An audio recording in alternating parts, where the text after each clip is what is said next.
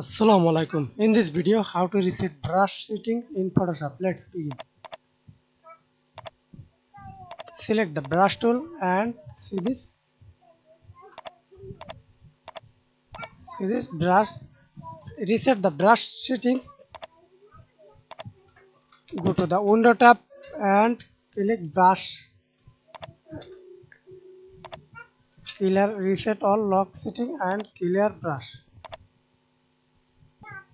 Okay, then again go to window tab, brush preset,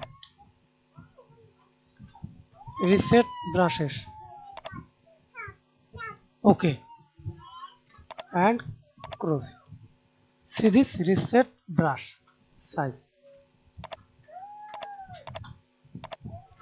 Thanks for watching video. Please subscribe to my channel, like, comment.